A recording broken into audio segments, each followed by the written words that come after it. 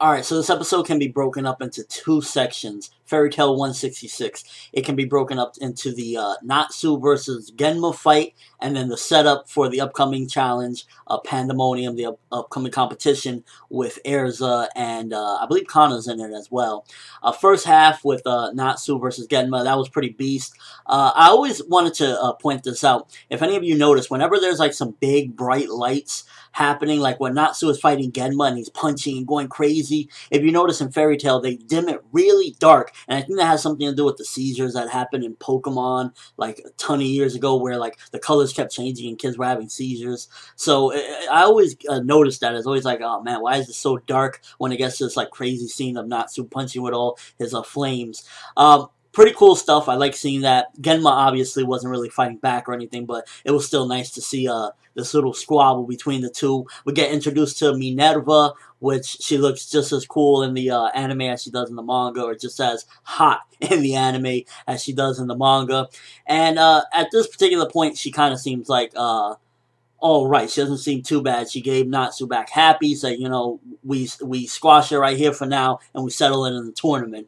And I like her so far. Talking about Genma real quick, you can clearly see, because he's like actually like surprised at Natsu the way he's acting, and he almost seems a little glad to see something like this in a way. He's like, oh, we don't have one of these type of firecrackers in our guild, which kind of shows that Genma as a character, he seems like he's more based on like an olden times, like opposed to like somebody like Makarov that, you know, he's up to date, he knows what's going on, he knows you can't be this like hard like in these day and ages because everybody, you know, wants to live freely. While Genma, he's kind of with that mindset of like the olden times where, you know, I'm a king, you must obey me, I don't want no jokes, I don't want no friendship, none of that bullshit is going to weaken our guild. And just looking at Genma as a character, you can clearly see that that's where he comes from. And to see Natsu is almost like refreshing in a way, but at the same time, he don't want no part of that in his guild. You know, he's a king and that's it. You're going to obey. And looking at that in that aspect, Genma's a pretty interesting character, and I like seeing that a little bit different.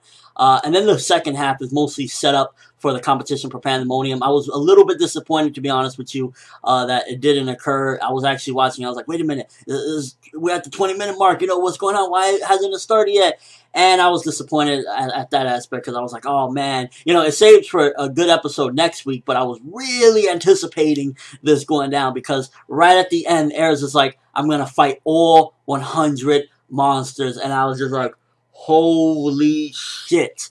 You know, Erza always takes it as the most badass character. She takes it as, you know, she is the beast. Erza Scarlet, and definitely love that part as well. It shows that she's not scared and she knows that she got to put some points on the map for Fairy Tail. So good stuff there. Overall episode, I give it a 3.5 because the ending was badass. Natsu was pretty kick-ass invading the guild. Animation, once again, I don't know if they're ever going to get it back to that crazy quality. It was, you know, just average standard animation at this point.